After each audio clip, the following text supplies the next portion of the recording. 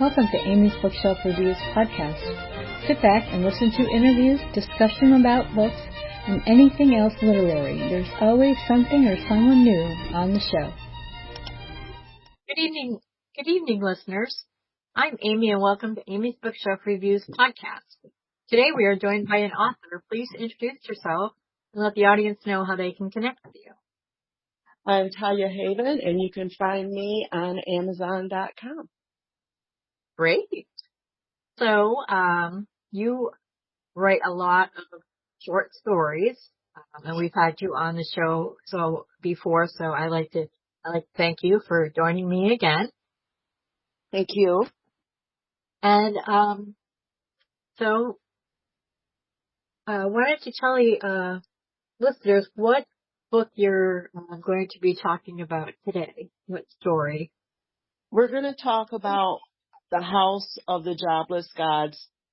It originally started out as a short story, and I kept listening to it or looking at it and thinking that there was actually more meat to it than what I had originally put out.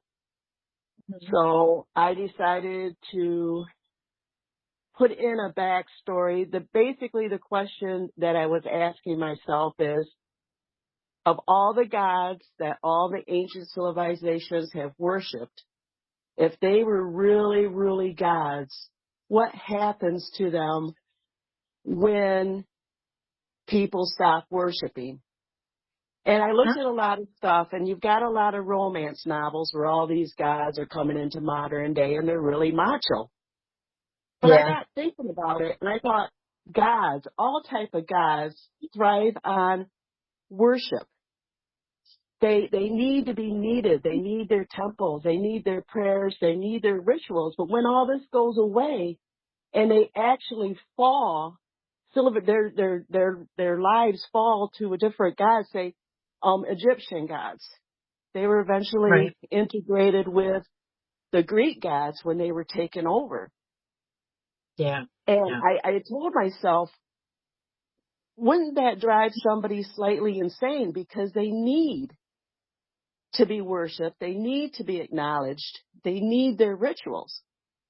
So the more I got thinking about that, I decided that there was a whole lot of romance novels with all these gods strolling around the modern world, but I wanted to do slightly different, and I wanted to touch on the possibility of the gods going insane.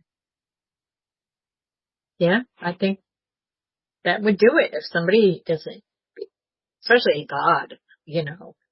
Yes. But when you think about it, even people, when they've always been, you know, giving or however they are, and then there's a point in time sometimes in your life that you feel like, oh, you know, I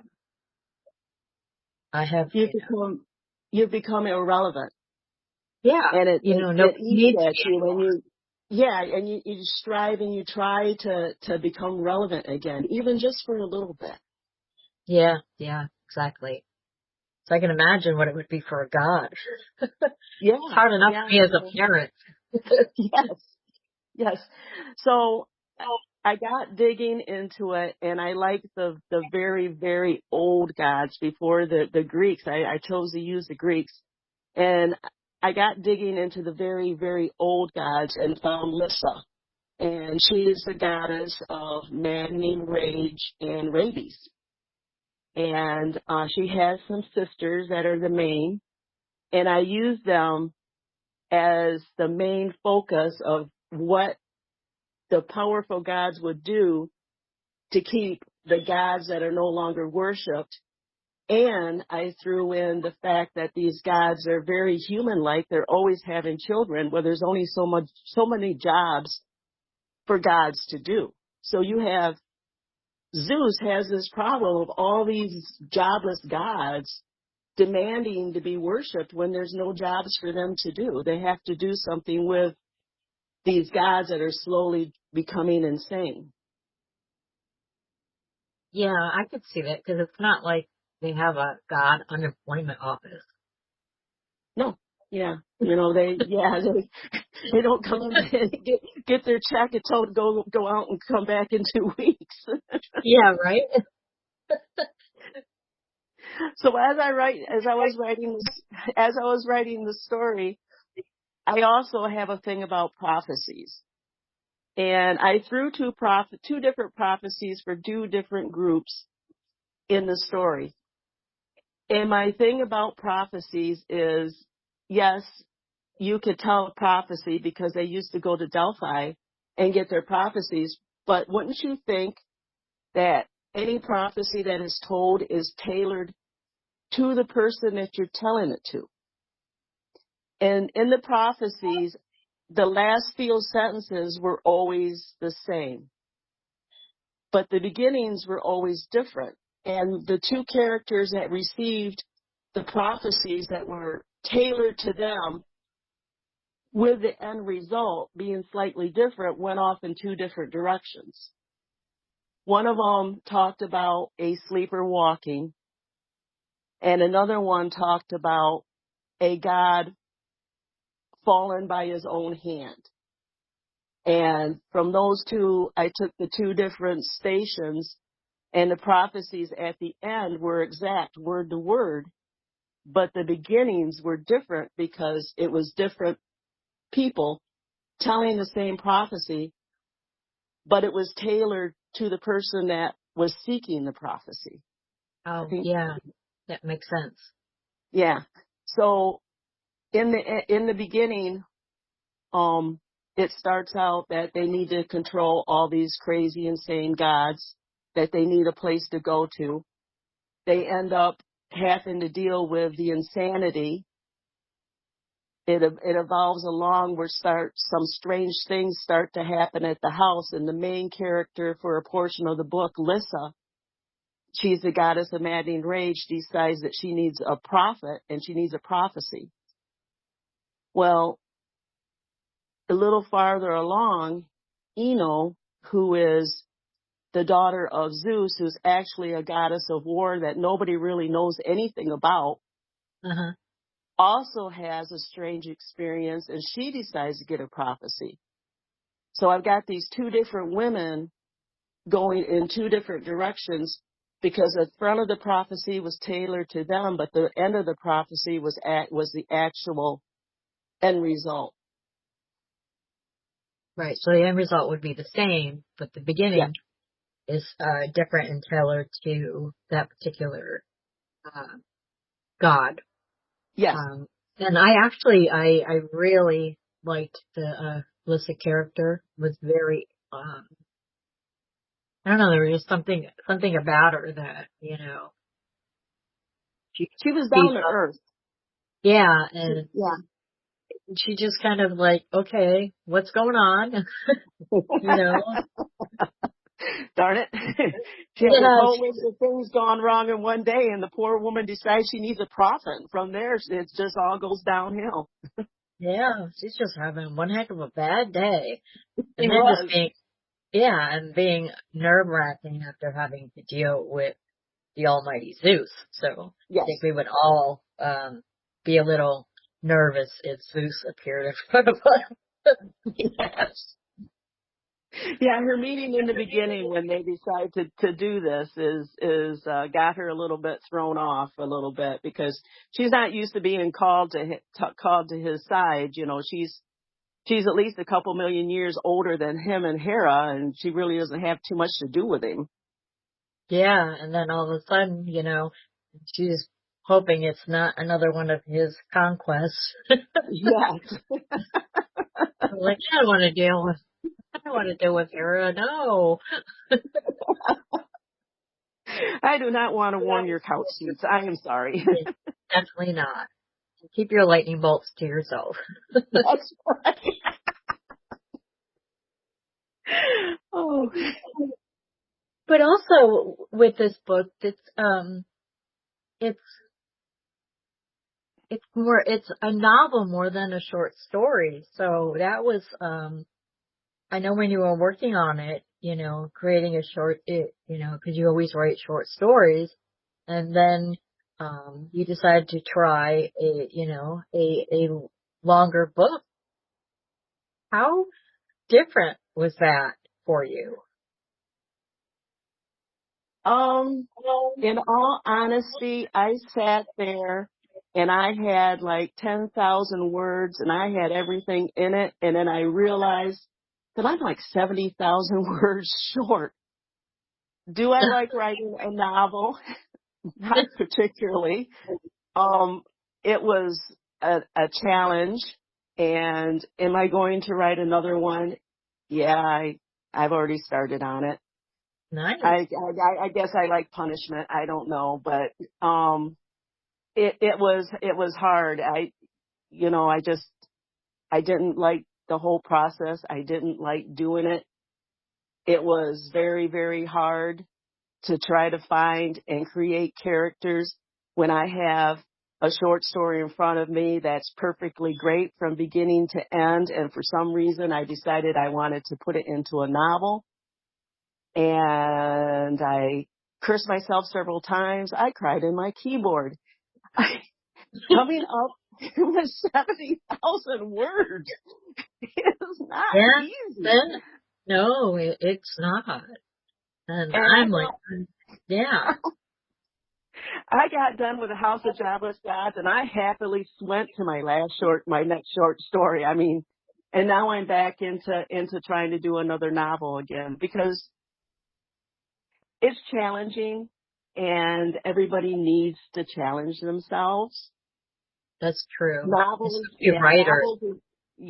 novels is not my cup of tea, but you just gotta, if you're going to learn something new about the process, you just got to do it. And, oh, Yeah. yeah. And that, that's kind of why I do different challenges on, my website, Amy's Bookshop Reviews, just so authors can, realize they don't have to be, and it could be just, they're different genres, but they're always short stories, or they're always novels, and they're the same genre, or whatever. Taking that step out when you haven't done it before is kind of tricky. I Yes. wrote a nonfiction historical book, uh, in 2023. I did all my research and then I was able to publish it, in 2024. Um, and I've been writing short stories and paranormal and different kind of things like that. And then I wrote a children's book and I thought, oh, I want to do that again. So I'm like, turning the tables on myself, and I'm going to be focusing on nonfiction historical books and also children's books.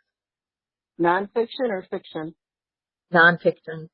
Oh, Children's excellent. books probably, the children's books, they're going to be fiction, but there may be a few where I'll take something, that I've learned, historically and then make it into a children's book. I'm still trying to figure that out. I actually wrote 5 short stories about my cat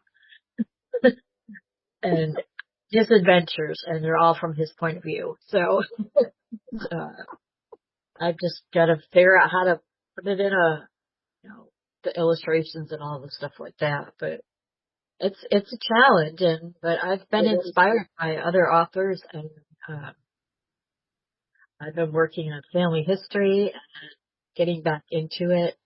Um, so I'm really, you it is hard, but it is, when you Yeah. finish it, you're like, ah, that was so hard, but I'm glad I did it. And I was never so relieved.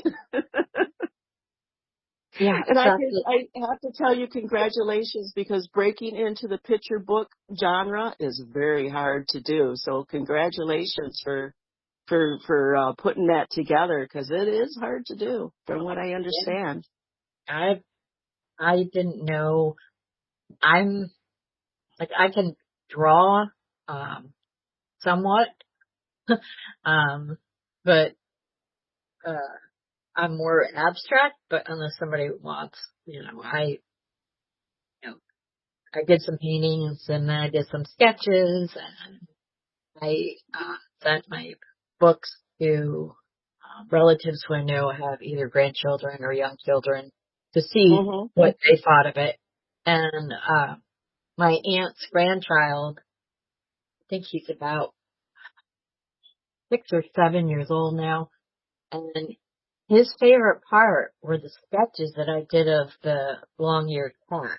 So that made me feel really good, because I used sketches, I did some graphic art, and then I did the cover is a painting I did. But it's all about that stuff is just I'm learning, and Oh yeah. I can see that how as we as writers, we challenge ourselves and we bring in a lot of different things um, to our story, and then getting people to read it is another task. But yeah, and even if they read it, you're like, oh, when you write a review, and you're like, I don't know how. Yeah. Yeah. Getting reviews is hard. It It's is. really, really hard. I I mean, know. I got lots of page readings off of Amazon and no reviews. It goes on for months and months. People read it, and your pages go through and you get nothing. Yeah, they're hard. They're very hard. Yeah, and you can see that people like the reviews never met your sales, so you're like, oh, okay. And they don't, and it's a shame because there's lots and lots of great stuff out there, but it's just nobody leaves a review. Yeah, and no matter how much we say, come on, leave a review, that helps the author. It lets the author know what is what somebody likes or doesn't like about the book. Yeah. Sometimes you, as a writer, and then you read your reviews, and then you want to cry, or you read your reviews, and then you can actually learn something about why someone doesn't like it. And sometimes it's just, they don't like it, Yeah. and you can't please everybody with all the stories. Everybody likes different genres. But yeah, and listeners out there, if you read a book, write a review. It's the same thing as if you're writing a review for a product. You know how many products I've seen on Amazon? And I'm talking about like clothes or, whatever type of product. And I see that those products have more reviews than a lot of books that I've seen out there. Yeah. And when I search for a product that I haven't used before, and that's one thing I go to. I go to the reviews, or Amazon will put a little note whether it's a high return product. So that way you can say, oh, I don't want to buy that. But Right. also looking at the reviews and things that other people write, people love to write negative stuff, but, Yeah, they do. I always I- prefer to see the reviews between 3 and 5 because I feel that anybody is going in and looking at it and is thinking about it. If I've got reviews of between 3 and 5, then that tells them that it's not just family that is dumping the reviews. You know what I mean? That there's actually yeah, people out there that won't be hiding in the corner when I found out they give me a 3. You know what I mean? That is yeah, actual people so getting threes through 5s have never bothered me. I've gotten ones before where they just totally didn't get it off of a short story, and yeah. that's okay too because not everybody's into short stories. So Yeah, and those are also those people that they don't read the book, but they judge it because of content or the genre. And that's like, really? You didn't even read it? You're putting it down? I'm not going to read this book, blah, blah, blah. I try not to look at my reviews, but sometimes you just kind of even look over the other ones. when I review for an author, I don't read the reviews until after I've posted mine, and then I like to see, you know, what other people think about it. And I think that's totally fair. Yeah, You know, because you're not basing your opinion on what somebody else has thought. exactly. I mean, that's what I try to, I keep an open mind. I've had books I didn't like, um, and if I don't like the book but they're written well, then that's what I will focus on. And sometimes, the book's just not for me, but, I read hundreds of books all the time, so, I take notes and, get that. But I wish more people would understand the benefits of reviews. I mean, everybody talks about, Amazon's algorithms. If you hit 20 or 25, and then if you hit 50, and then so on and so forth, your book is more likely to get, more exposure. But I see them too as that, they're a way to tell other readers what people think of it. And, it's something unique. Um, that's what I love, the unique stories where you kind of find your own little niche. And I've seen that you have yours, with your, various mythological characters. And I think, that's not something that, I see a lot of. So, you have that market. My daughter has told me, my youngest, that she would love to see me write a smutty romance. And I told her that if I ever wrote a smutty romance, I'm going to write it under a different pen name, because the girl does not want to know what's going on in my head for something like that. We're just going to keep that. I probably will never do it. I don't know. She'd like to see me I do it. used She says, what? I used to do it. I had a different pen name, and I wrote like 9 various books, and sex and steamy, they do Yeah, sell. But they do then I was, sell. okay, I'm done. I wanted to see if I could do it. I did it, and I'm like, yeah, Yeah. move on.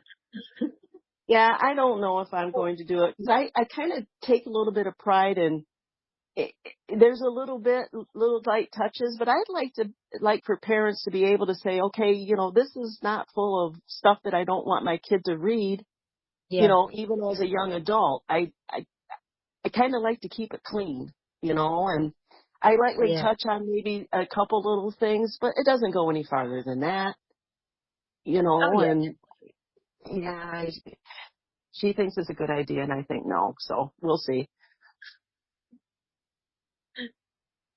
Yeah, I mean, you could do one for yourself and then be like, it's, there's so many different kinds of, you mix genres and all those things. And, some things just aren't for you. I wanted to see if I've tried writing like a different book, and I'm like, I just couldn't get into it, and Yeah. I was trying to do it like a superhero book, because I like superheroes, but I just couldn't do it. But when I did my last, when I had that,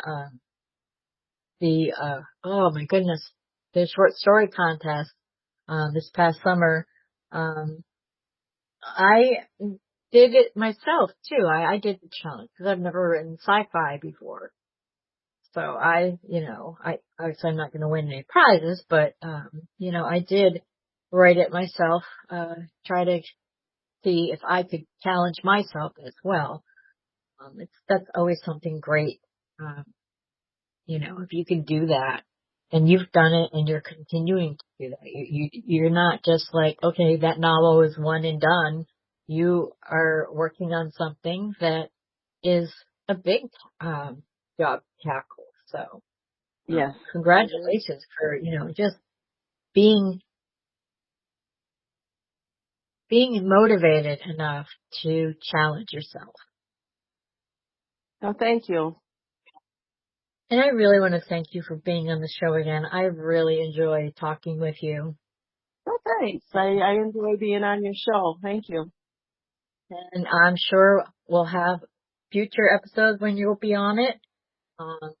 So I'm just going to close out now. If you wish for you or your book to be on the show, go to amysbookshelfreviews.com/podcast. Thank you for listening. Be safe, be well, and always be kind. Tune in here again next week for another tantalizing discussion. Thank you for listening to Amy's Bookshelf Reviews podcast.